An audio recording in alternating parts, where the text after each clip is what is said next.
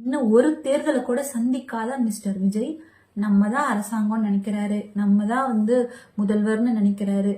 எல்லா பைத்தியக்காரத்தனமான தாட்ஸும் அவருக்கு இப்பவே இருக்கு. அதனால அதோடைய பேர் அழிவு தான் இப்ப நடந்த ஒரு விஷயம். இனிமேலும் இன்னும் என்னென்ன நிகழ்வுகள் நடக்க போகுதுன்னு தெரியல.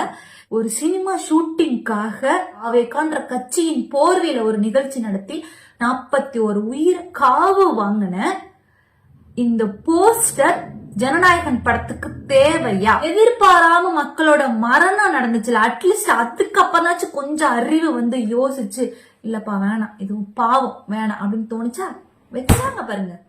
கேட்டா எங்களுடைய மீட்டிங் தானே, தாவேகா தரப்பினரோட மீட்டிங் தானே, அதுல அந்த போஸ்டரை வச்சா என்ன அப்படின்னு இந்த தற்குறிகள் கேட்கும். ஏன்னா அவங்களெல்லாம் இந்த முட்டாள்தனம் இருக்குல்ல, அந்த முட்டாள்தனத்தை யூஸ் பண்ணிதான் விஜய் இப்படி ஒரு கட்சியை ஆரம்பிச்சு இப்படி ஒரு சிஎம்ன்ற ஒரு பதவி வெறி பிடிச்சு இந்த உயிர் பலி வாங்கினது.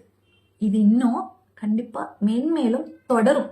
ஏன்னு கேட்டீங்கன்னா யாரும் திருந்தின மாதிரி தெரியவே இல்லை. இந்த தாவேகா ரசிகர்கள், விஜயோட ரசிகர்கள் யாரும் கொஞ்சம் கூட திருந்தின மாதிரி தெரியல.